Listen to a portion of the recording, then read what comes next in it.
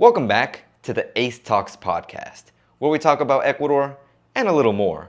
And today, we're going to focus on Ecuador, of course, and we're going to talk about some safety concerns in regards to Ecuador, like Ecuador being safe or unsafe, some things that I've heard or seen.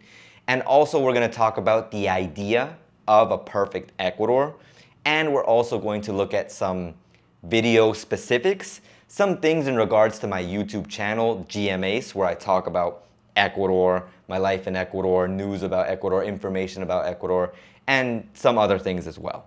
We're going to start off with first just addressing where I'm at, which is for some people who might know my channel, my YouTube channel, GMAce, and might have seen this similar landscape. This is my room, and the only reason I'm here today is because it's the weekend, and during the weekends I can't record at the museum, and currently there's been some issues with recording at the park, which are basically having to ask for permission to record at the park, which seems kind of weird since it's a kind of public area, but there are some things in regards to that which I understand, but I just feel like they make it a little bit more complicated than it actually needs to be.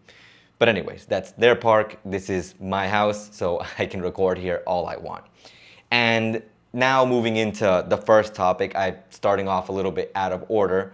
I do want to talk about the idea of a perfect Ecuador. And the reason why I want to talk about it is because of a comment that I saw that I thought was really, really accurate. And I do want to appreciate everyone who leaves comments to add to the discussion about the topic at hand, which is Ecuador. I really appreciate it. You go out of your way to leave a comment, and I do my best to reply, or at least to leave a like, or at least to read through it. And it helps out the channel, and it helps me get more ideas, which, like I said, helps out the channel of what to talk about, or things that maybe other people are seeing, points of view that maybe I don't see, because we're all different people, and that's okay. So let's begin with the comment. I won't specifically say who wrote it, and I won't specifically read the comment word by word, but I will give the general idea, which was basically, I have it here. The person liked the video, and they said that probably no one would leave Ecuador if Ecuador had good security and a good health system. And really, that is mega accurate. That is probably the most accurate comment. It's just missing some things, and that's okay, because maybe, everyone, like I said, is different, and they weren't seeing that part of why people, decide to leave Ecuador. So the idea of a perfect Ecuador, and for people who live here, myself included, is the fact that I think everyone already accepts, if they're native or even if they're foreign, that Ecuador is beautiful. It's got a whole bunch of different things that lead you to believe that it's a beautiful country. The people are great. The landscapes, the environment is great. If you don't like the cold, then you can come to the coast where it's hot. And if you don't like the hot, you can go to the highlands where it's cold. And there's just so many things in regards to nature and, activities that are related to nature that you can do. I say that because I think in terms of technological advancements, like other places in the world have different things to do. But like I said, there's a lot of things you can do and not necessarily needing technology. Like, the world is your oyster. Ecuador is your oyster. So you can have fun with a lot of different things you can do here. The point being that if Ecuador were safer, 100% people would be happier living here. If healthcare were better, 100% people would want to be here because they're like, oh, the healthcare is great. No more complaining about, oh, you go to a hospital and they don't have medicine. Oh, you go to a hospital and you have to wait hours to get attended. So it would make sense that would be the ideal condition for Ecuador to be ideal. And I think you could say the same thing for any other part in the world. And part of what the conversation, this comment was missing, is the fact that, at least I added to it, saying that I feel Ecuador is missing, of course, decent wages. Because if wages were good, why would Ecuadorians leave? Ecuadorians most of the time leave, of course, because there's insecurity, of course, because healthcare for some people is very important and they think that they're going to get better healthcare in first world countries. Of course, those are reasons that people leave. But most people that I know leave Ecuador because they don't think they have a good opportunity here. And I've talked about it many times on my channel. Even in my last podcast episode, I talked about how my friend She can't even find a job in the thing that she does, and the thing that she studied to do.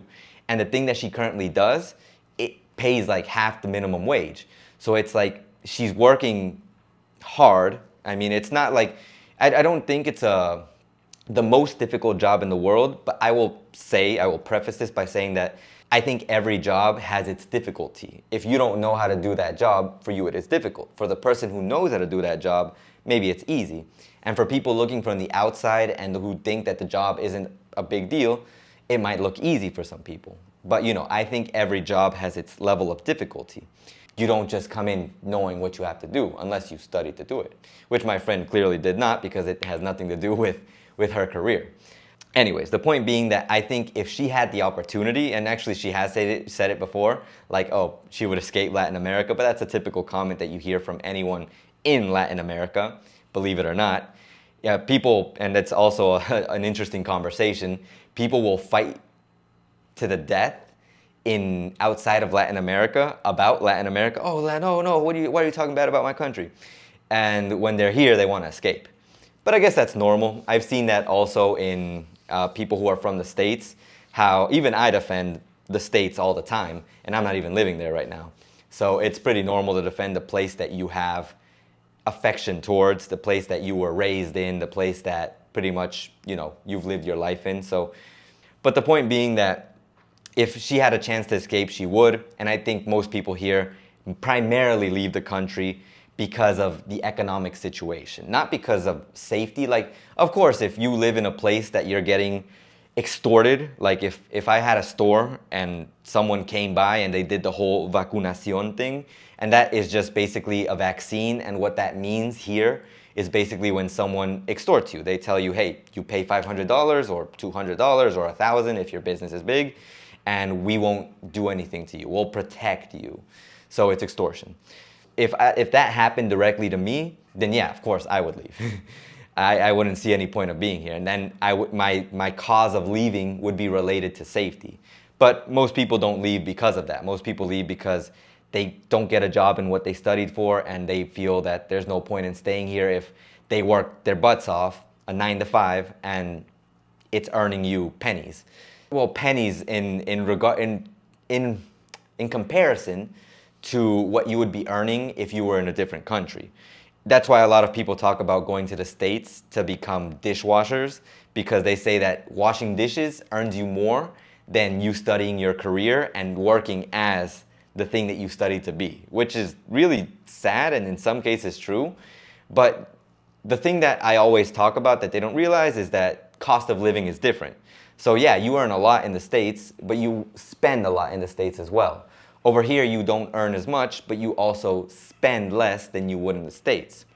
But anyways, that's the conversation, and this thing is squeaking because I'm like up against this closet. But anyways, that's the conversation that I think mainly forces people to want to leave from Ecuador and go to the States or go to Europe or go to a different country in general. Every country that you can imagine that maybe you live in has been a conversation point for people who want to leave Ecuador. But I do still agree with the comment, and I think it's a worldwide thing that if your country had safety, health insurance, or good health, and a good health system, and if it paid well for what you did, then why would you leave? Unless you wanted to explore the world. There are people who have an inquisitive nature and a very explorative nature, and they want to see more than just their typical surroundings. But anyways, the point being that comment was great. I loved it. There's a lot of comments that I love because there's a lot of people who, like I said before, add to the conversation. But now we go into the next part, which is kind of the people who don't add to the conversation, but they kind of subtract from it in a way. I mean, it is talking about the topic, but it's kind of talking about the topic in a way that maybe you don't know, or going into the final topic of this video podcast episode, the way that a YouTuber does their videos. But we'll get into that a little bit later on. Let's focus more on the next part, which is safety in Ecuador and the comment in regards to that. But first, safety. What I will say about safety is what I think I've been screaming almost at this point in every video, which is the fact that safety is really going to depend on your situation, on what you're doing, on the day of the week, and just things that are really out of your control and some things that are very much in your control. Like, for example, the things that are very much in your control are the things that I always say. If I go out on the street with my phone and it happens to be an iPhone, and I'm like, oh, hey, look, I have an iPhone, and I'm just waving it around in the middle of the street, and I'm in a place where there's no vehicles, and I'm in a place where it's considered to be dangerous, then yeah, I'm very likely to get robbed. And I'm very likely to have even more happen to me just because I'm being careless, and probably they might take it as mocking the people who are criminals. So it's like, I'm putting myself at risk. But of course, if I take precautions, if I'm, in a very indoor place, like consider a mall, and I have my phone out maybe for a second, I want to check something out really quick, I type in something, or hey, I got a message and I respond to it and I put it away, what's going to happen to me? I'm going to be okay. So it's like, it depends on, those are the factors that I can control, and they depend very much on me. And they depend very much on the person who comes here. On the other hand, there are factors that we can't control. And this goes back to the comment that I made in my video where I talked about the situation in Ecuador, and I even showed the duality of safety. And once again, it goes into the idea that we don't know when crime is going to happen. Like, criminals don't have a schedule, and even if they did, it's not a schedule that they're going to share to everyone. Like, if a criminal is going to rob someone, or if they're going to bomb something, that's just a terrorist at that point, or if they're going to kidnap someone, once again, I think a terrorist at that point, then they're not going to tell you, oh, hey, I'm going to kidnap you at the park at 3 p.m., so be ready. No, the terrorist, the criminal is not going to do that. They're going to do it at a time where you're not expecting it to happen. And of course, it's not like you are putting yourself out there and they know you're putting yourself out there. It's just coincidence. If I just happen to be at the park right now and a crime happens at the park, like the park could be on fire for all I know. Because I wasn't there, of course, I didn't experience it and I'm safe. But if I were there, I would have experienced it and it would have been a very terrible situation. But that's not a guaranteed thing. And this goes into the comment, and once again, the safety conversation. And the comment was so weird because in the sense that it made it sound like Ecuador was a war zone. Like, literally, it was like, no, you're misinforming people, and Ecuador is a zone where you can't go, and you're only telling people to go because you get some kind of benefit out of it. So first, clearing up the war zone in Ecuador, like, the only war zone in Ecuador is on people's consoles or their computers where they play Call of Duty Warzone. And that's about it. There are some places in the country that, of course, there's military presence. Even going to the mercado, there are days where the military is patrolling the mercado, and you have to go through a checkpoint in order for you to get into the mercado. But it doesn't just have to be the mercado. It could just be a random street where they're checking people to make sure that they don't have a bomb, a gun, a rifle, or anything in their vehicle that could be considered dangerous or could guide them towards a criminal band, gang, syndicate. So it's like, it's not guaranteed to happen, and it's not like we're out here like with the bandana, with the war paint, with the rifles, like, oh, hey, we gotta make sure we're safe. No, that's not Ecuador, and that's not every part of Ecuador either. And the funny thing was that the comment went into the post that I talked about, the whole traffic light system that was set up in Ecuador, and I will explain that again. Remember that the traffic light system shows that the cities that are considered to be most dangerous, they have a curfew that is from 12 until 5 in the morning. And ironically, Puerto Viejo, the city that I'm in, is actually in that list. And am I out here with the bandana, with the war paint, with the rifle in my hand? No, I am not. In fact, I'm planning on going out a little bit later to hang out with my friends. Not out on the street, I'm just gonna go to their house. And I'll make a post updating you to tell you if something happened to me along the way, but if necessary. But I don't think anything's gonna happen, and I should knock on wood because, sometimes you jinx these things. The point being that it's not like it's guaranteed dangerous just because it's high.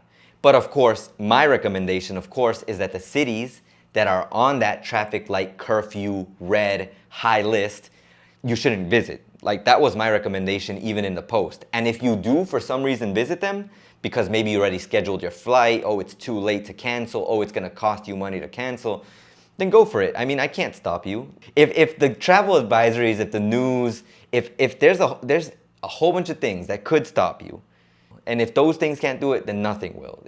There's no way for me to control the actions of the people who want to do what they want to do. So blaming me and telling me that you're spreading misinformation is just erroneous. And then we go into the part about, oh, well, first explaining the traffic light system. Yellow, of course, are cities that are in mild curfew, meaning that people can be out from 2 in the morning until, they can't be out from 2 in the morning until 5 a.m. So basically the rest of the day, you're free to do what you want. And then of course, there are cities that are in green, which have no curfew. And those were the places that I said you probably could visit because they're a lot safer. It's speculative, of course, because like I said, I can go out on the street right now, and because a criminal decided now is the time for me to go rob someone at this street at this time, something could happen to me, but it's not guaranteed.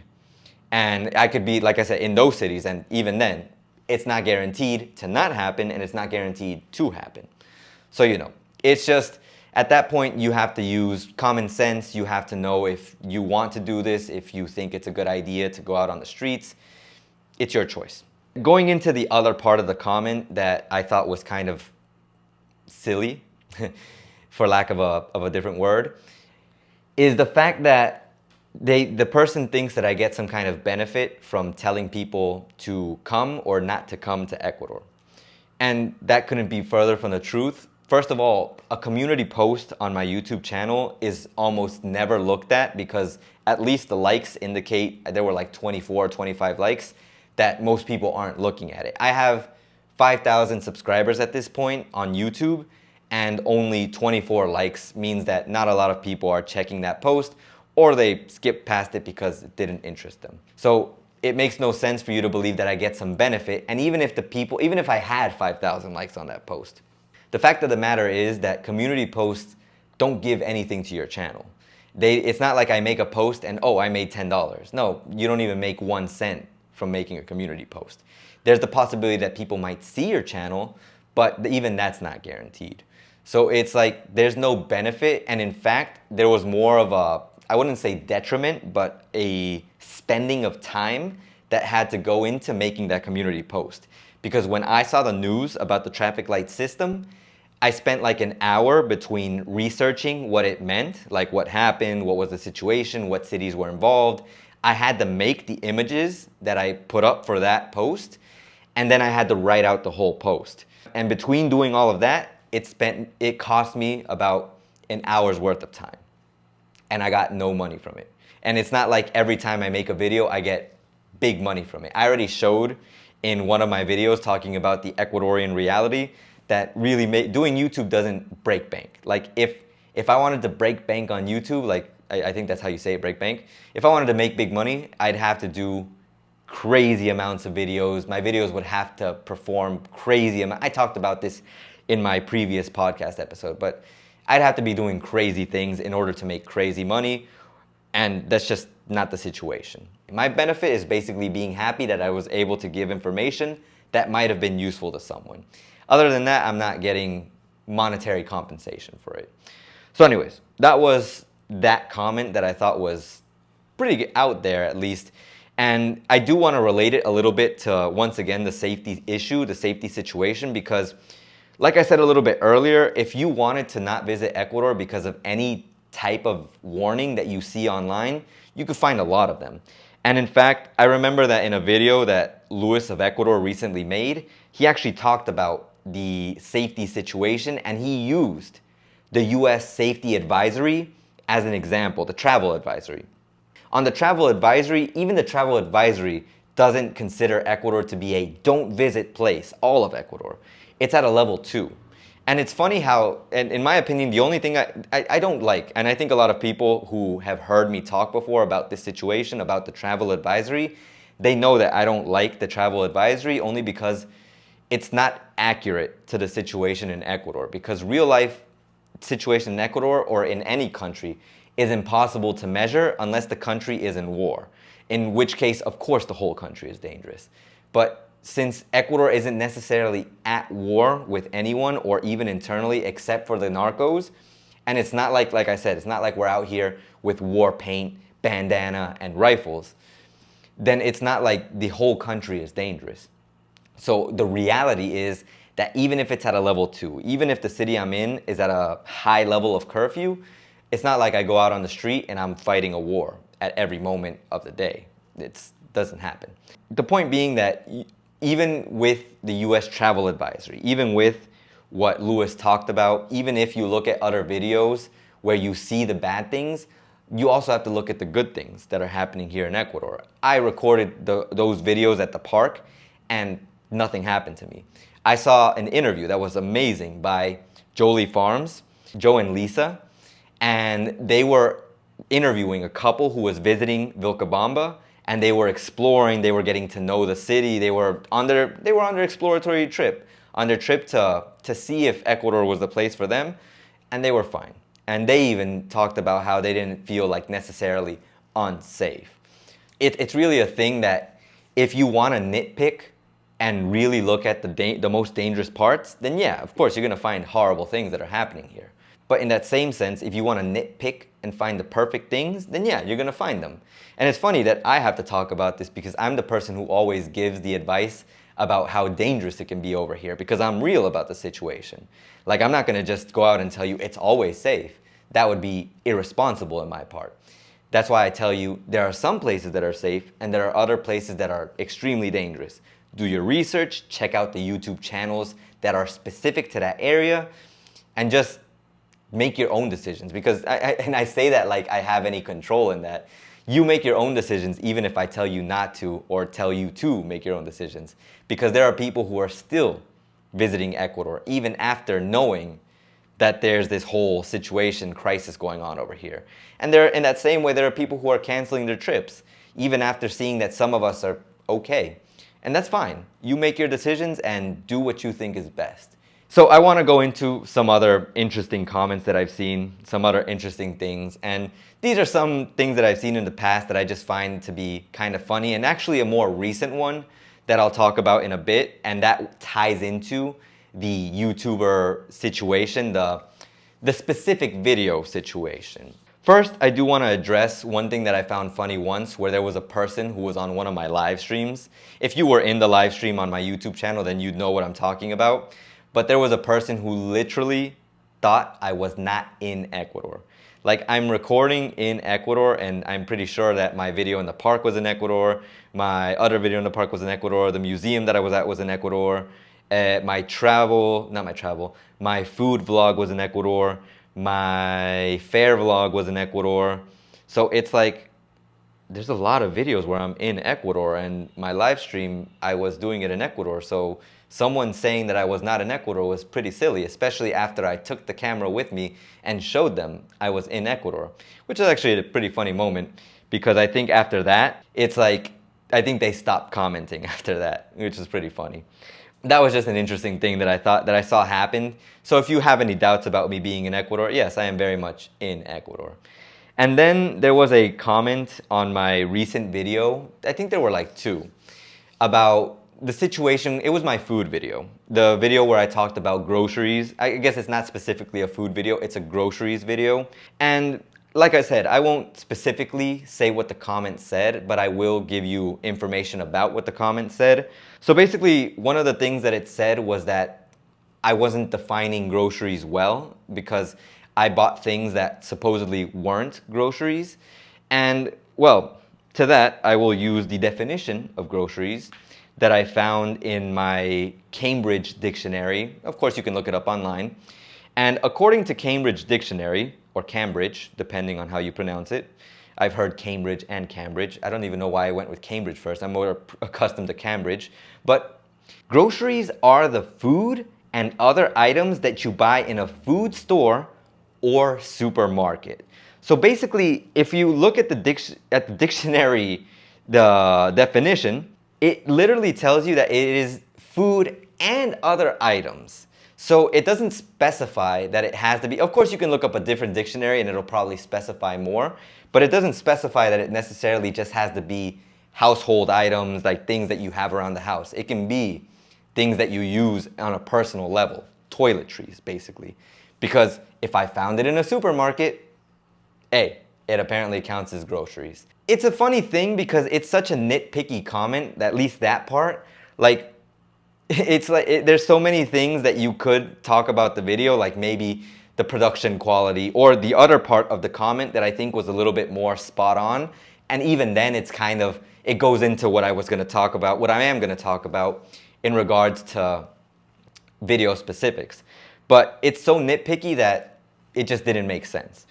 The other part of the comment that was the part that I think made a little more sense was the fact that, of course, there's an analysis part of the video, of course, where I give the price totals, and the analysis for the person who commented didn't make sense. And I want to dive into that because, of course, and this goes back to something that I said at the beginning of this video podcast episode, of course it's not going to make sense for everyone because not everyone is going to be me.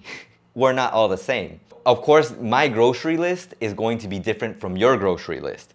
But if you are paying attention to the video, I even said you have to pay attention to what is being said in the video and the prices because the situation is going to be different for each person. So of course, if it doesn't exactly line up with your groceries, or if there's certain specific things that you say, oh, it's not going to last for a month, or you don't have to calculate for a month, or you need to check the weight and stuff. Those are very specific things to each person.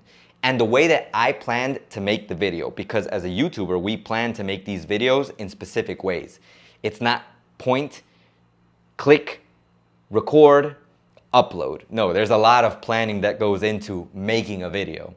Of course, I already had the way that I was gonna make it, which was just gonna be an analysis of the things that I bought, which was, it's what it was. It was an analysis of the things that I bought, showing you the things that I bought, specific things that I bought, and me going through, I literally went through when I was shopping, each thing that I saw and looked for the cheapest thing, the cheapest option for that thing, and the most expensive option. That's how I got the total. That's how I ended up getting the total at the end, because I even did an addition of all the cheapest things, an addition of all the most expensive things, and of course, an addition of my things. Because that was the way that I had planned to make the video in order to make it informative.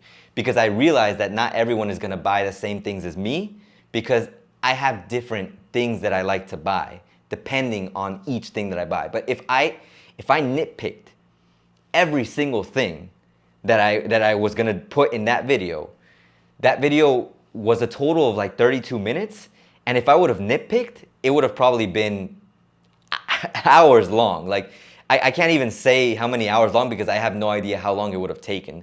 In the recording process itself, and I didn't even record at the place, but when I was taking the pictures, we took like 3 hours in order to get all the information that we needed and to buy the things. And it was a process. My brother was mad at me because he was the cameraman that day, because he didn't expect to be there that long. So I could only imagine what it would have been like if we would have had to check each thing, check the weights, take down notes on the weights.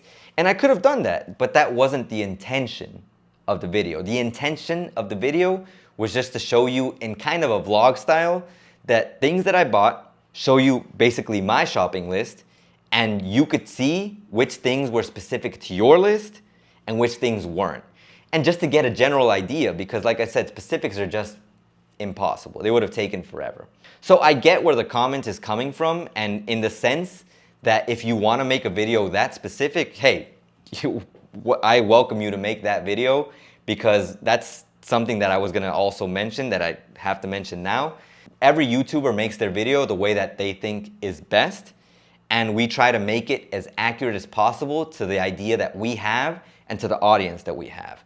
I could not guess what each person is gonna buy. I even got a really good comment that said my wife was asking where the feminine products were, and I didn't buy any because I don't need them, because it was specific to my situation.